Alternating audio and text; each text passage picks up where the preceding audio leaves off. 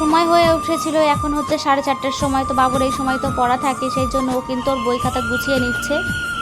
এখন আমি বই গুছাচ্ছি। এখন বই গুছানোর পরে মা এখন আমার ভিডিও করছে, দেখছেন আমি এখন রুটিন দেখে বইগুলো গুছাচ্ছি। আর টিভিতে চলছে, কেন কি আমি দেখবো। এই যে এখন মা এই যে দেখাচ্ছে বাইরে অনেক রোদ, আর বৃষ্টি কখন আসবে এটা তো জানা যায় না।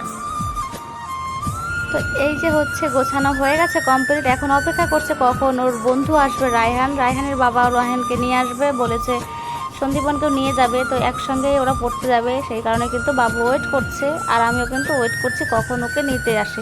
টাইম হয়ে এসছে প্রায়, ওর জন্য অপেক্ষা করছিলাম যে না হলে দেরি হয়ে যাবে। তারপর বাবু কিন্তু বেরিয়ে গেল। ও যাওয়ার পরে আমি তালা দিয়ে চলে এলাম ঘরে। এখন হচ্ছে একটু রেস্ট নেব, তাই ভাবছি কী করি। তো চলে গেলাম রান্না করে যে একটু কফি বানিয়ে খাই। তো অনেক দিন ধরেই ভাবছি চা কফি একা একা থাকি, আমার সেইভাবে খাওয়া হয় না।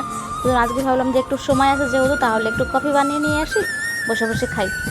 তো একা একা কোনো কিছু খেতে আমার তেমন ভালো লাগে না।